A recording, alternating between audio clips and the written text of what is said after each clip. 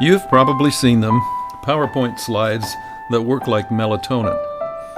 You've spent hours creating your PowerPoint presentation.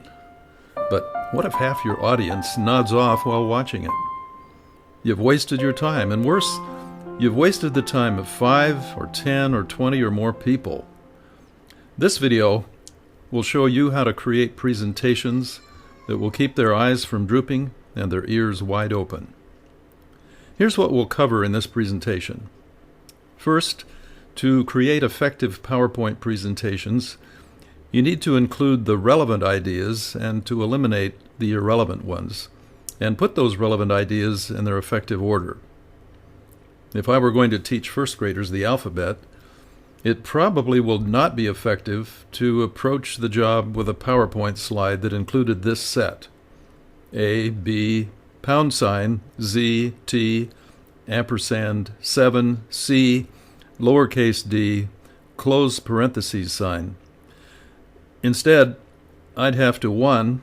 Select the relevant symbols, capital letters in this case, and 2. Arrange them in alphabetical order. You'll need to go through a similar process in creating your PowerPoint presentation. And that process is called organizing your ideas. If you choose to create a PowerPoint presentation, you may be tempted to think, "Whew, this will be easy. I won't have to hardly write anything if I just prepare some slides." Sorry, but that's not true. You'll still need to write, and not for the audience's eyes, but for your own. The slides are for the audience. The script is for you. As you write your script, you'll be planning out what you'll say to amplify on what the audience will see in the slides. Third, by the time we're through, I hope you'll be able to build the core of your presentation around what I call headline points. Can you imagine reading a newspaper that had no headlines? Imagine if all you had were column after column of fine print. Do you think you'd read many papers put together that way? What's the prominent headline here? Payroll tax whack spending. Now, of course, that's not all the writer had to say about the effect of the new tax, but it's enough to grab your attention and to lodge the main idea in your head. Before we're through, I'll show you how to create headline points for your PowerPoint slides. If you're going to keep your audience awake and interested in what you're showing and saying, you'll need to pay careful attention to the way you design your slides. In this segment, we'll talk about several elements that go into creating effective slides. Some parts of your presentation may be too complex or too long to put on a slide or to cover completely in what you say. Or you may want your audience to take something home with them. In many cases, you may not be providing them with a copy of the slides themselves. So sometimes you might wish to supplement what they see and what you say with paper handouts. Here then are the objectives for this little presentation on creating No-Doze PowerPoint presentations. But before we move on, notice how I'm stating these course objectives. I'm not telling you what I plan to teach. Instead, I'm describing what you should be able to do after we're finished. And don't miss this. Each of the objectives finishes the sentence begun by the introductory words. For example, this presentation will prepare you to put relevant ideas in effective order. Or you can skip all the way to the last one like this. This presentation will prepare you to link handouts to your presentation. In each objective, the first word is what part of speech? A verb. Put, script, create, design, and link. Starting each objective that way puts it on a parallel track with all the others, and that makes for easy reading. Okay, let's get started.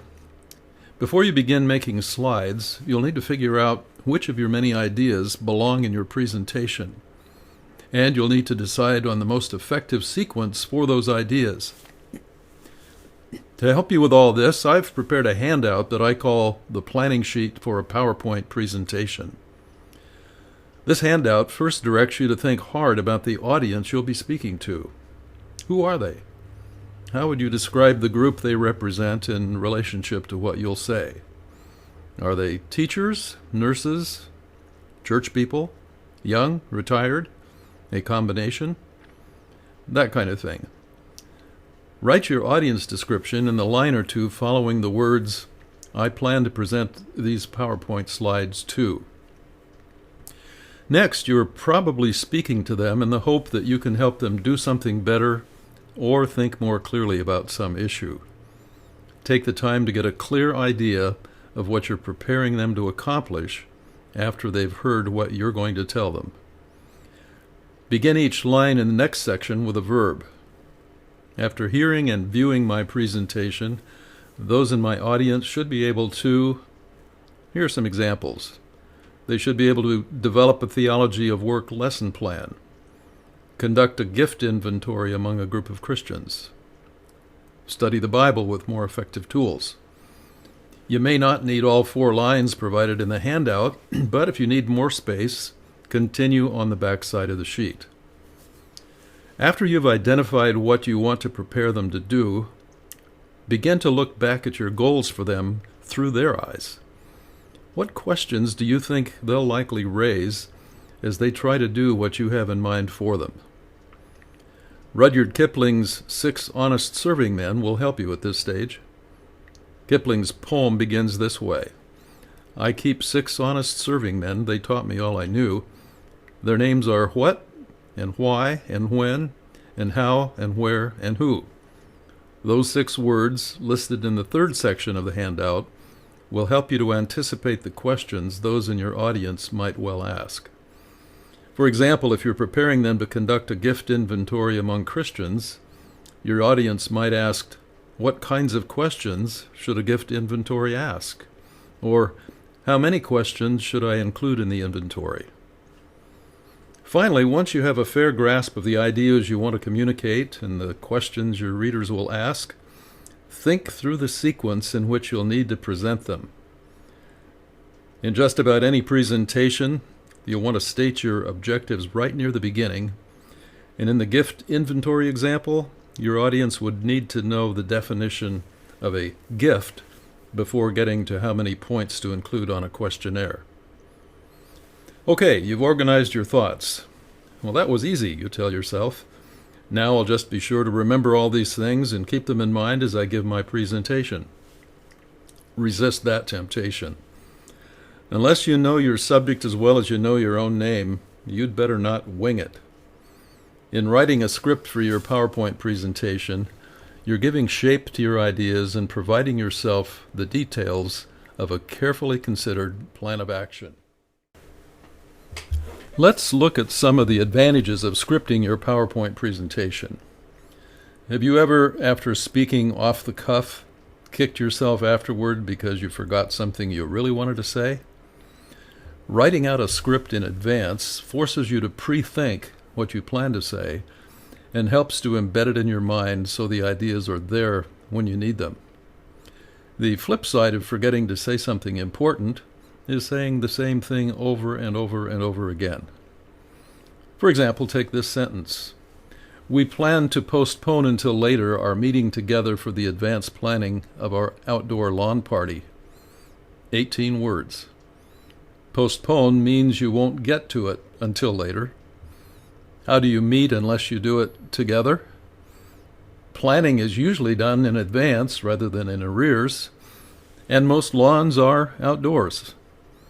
By writing it out and taking a sharp-eyed look at it, you can reduce that to 11 words. We plan to postpone our meeting to plan our lawn party. Scripting also helps you make certain you're arranging your ideas in a logical order your audience will be able to track with. For example, if you're talking about stewardship, you'd be wise to place the definition of stewardship ahead of the call to practice it in the workplace. Think in terms of when the audience needs to know what. Finally, if you script your presentation, you can test your sentences for clarity and speakability. You can read it aloud to see if it passes the tests for your own tongue and ears. And you can even have someone else read it to see if it makes sense. Here's a sentence that came from the work of a graduate student. Quote, It was really enlightening to hear about the different parallels between the fallen world and the unfallen world, and the difference between what sins and how the world currently finds itself. Huh? That sentence needed some serious testing before it was let loose on the world. You can create your own script in either of two formats, or both. One way is to create a Word file separate from your PowerPoint slide file. Or you may wish to include your script in the PowerPoint file itself. PowerPoint gives you that opportunity. In the slides view, not the presentation view, you may include your script piece by piece in the notes section at the bottom of each slide.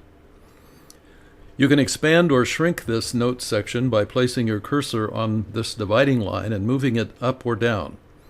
These notes will not be available to you or to the audience in the presentation view, but as you rehearse for your presentation in the slides view, your notes will keep what you want to say with any given slide right with it.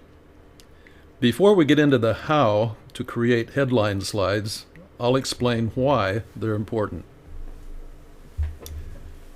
When you're delivering a PowerPoint presentation, you have two main gates through which you may pass to reach the minds of your audience, through their eyes and through their ears.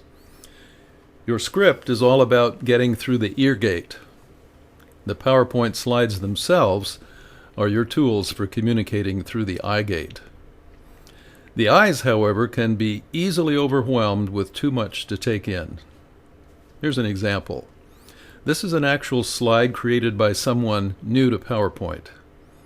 Here, your eyes are confronted with 208 words. Do you find yourself struggling to know where to focus? Maybe you're even thinking, no way am I going to get lost in that maze. Well, we can solve that problem for our audience by isolating the key ideas we want to get through their eye gates. Here, those key ideas are highlighted in orange. By eliminating everything not highlighted, we can prepare a slide that looks like this. Quite a contrast to the original slide, right? This time, the reader's eyes have to contend with only 28 words. Notice, too, the generous amount of blank space on the screen. This separates the ideas so that the eyes of your audience can pull them in with just a few easy glances. These are now what I'm calling headline points. Just as a newspaper uses headlines to make the main ideas visible, you can use headlines in your PowerPoint slides. Let me define a couple of terms I'll be using as we go along. The words at the very top are the slide's title. The title names the slide. The points you'll be making under that title are the headline points. I don't like to call them bullet points. Bullets are single, tiny bits, so calling them bullet points might encourage the use of single words, which usually don't communicate whole ideas. But what about all the rest of that original material? The ideas shown here in white. Do we just ignore those ideas? Not at all. Those are the ideas that belong in your script, the things you'll say to elaborate on your headline points. Very quickly then, let's talk about how to create headline points. First, in your headline, give away the gist, the main point of what you're going to say about something. Notice how the bullet points don't do that. Your audience can read work and still not have a clue what you're about to say concerning work. Will you say, we work because God works? Or will you say, work can be an idol? Or if you use a bullet point that says stewardship, your audience won't know where you're going with that subject. Do you plan to say stewardship extends far beyond the use of money? Or stewardship is a God-given responsibility? Next, don't cram too many headline points onto any one slide. 6 or fewer ought to be plenty. If you need more, put them on the next slide. It's okay, of course, to use material that cannot be put into a headline. For example, if you need to display a quotation from an author or a scripture passage, go ahead. Just make certain not to put too much on a single slide. If the quotation is long, break it up into sections and show it on 2 or 3 slides. Try, if at all possible, to limit each headline point to a single line. Generally, that will mean 8 or fewer words. Remember, the more you write, the less your audience will actually see. The most powerful headline points include verbs. Look at the 4 headline points I've used so far on this slide. What is the verb in each one? Give, use, write, try. It happens that all of these are instructions, so the verb comes first. However, each headline could be written with a verb that comes later. For example, headlines should give away main points. No slide needs more than 6 headlines. 8 or fewer words per headline is plenty. Each headline should include a verb. Now, let's talk about how you can design easy-to-read slides. One of the most important ways to do this is to make certain your words stand out in sharp contrast with the background of the slide. This is the same slide with very poor contrast. Notice how much harder it is to read. Use font sizes that fit the room. If your audience is small and near the screen, you can use somewhat smaller type. Normally, keep your slide titles, that is, the words right up at the top, in 30 to 36 point type. Headline sizes should usually run between 24 and 30 points. In this slide, the main part of the title is in 32 point type. The headlines are 28 points. The subheadlines in this slide are in 24 point type. Using a wide variety of type styles can distract your audience from what you are communicating. Once they get used to the main font you'll be using, they'll pay attention to the points you're making, not to the latest type style you're experimenting with. 2 or 3 type styles should be enough for just about any presentation. Stay away from exotic fonts. Instead, prefer the more standard serif and sans serif fonts. Serifs are the tiny lines extending from the tops and bottoms of a letter. Times New Roman is an example of a serif font. If you need to include larger blocks of print, such as scripture quotations, in a slide, serif fonts make reading far easier. Sans means without, so sans serif fonts do not have those tiny lines. Verdana is an example of a sans serif font. Never use all capital letters, except in acronyms such as NATO. In the normal usage of capital and lowercase letters, the letters that extend above and below the lines, like the L's and the P in Never Use All Capital Letters, help the audience to read the headline points easily. PowerPoint offers all kinds of fancy-dancy ways to make words appear on a slide. In the animations options, you may choose to make your words zoom in, wipe from top to bottom, bounce, and much, much more.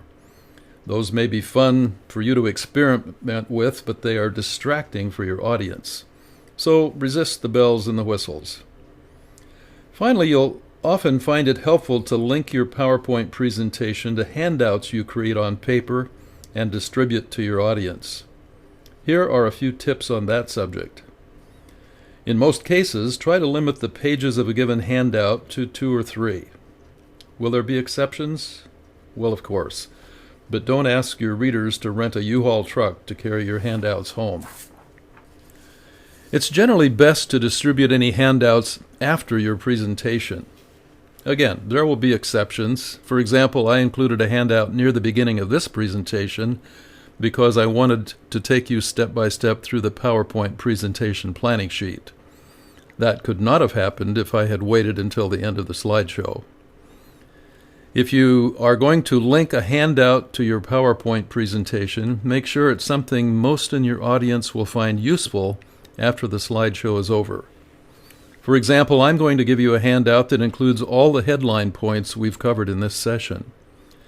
That way, you may go back and review them. And when you're ready to create a PowerPoint presentation for a BGU class, you can bring the handout back out and incorporate what you've learned and put it into practice. How can you create No-Doze PowerPoint presentations? Well, let's review.